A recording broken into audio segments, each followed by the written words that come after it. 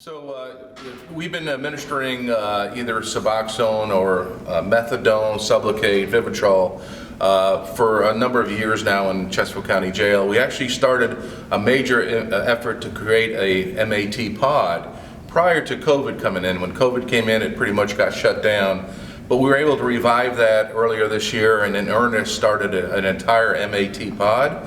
And that's for folks who are on MAT, medically assisted treatment, or MOUD, when they come into our jail. If they have a diagnosed substance use disorder and a prescription for either Suboxone, Sublocade, or methadone, we will continue to administer that to them when they're in our jail. We feel the worst thing you can do for somebody is to stop that prescription and send them into withdrawal, and then you have to deal with all those ill things that come with being in withdrawal. We think it's dangerous to the individual, and it's not in their best interest. So we maintain them on whatever protocol they're on when they come in our jail.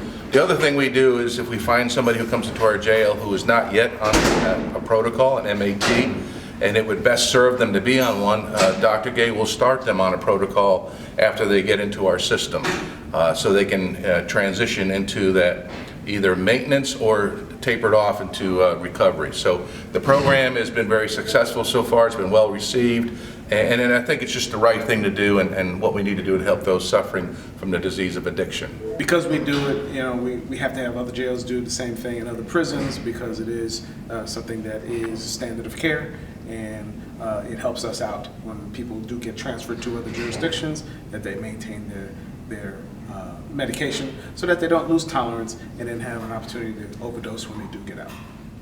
We're saving lives by doing that.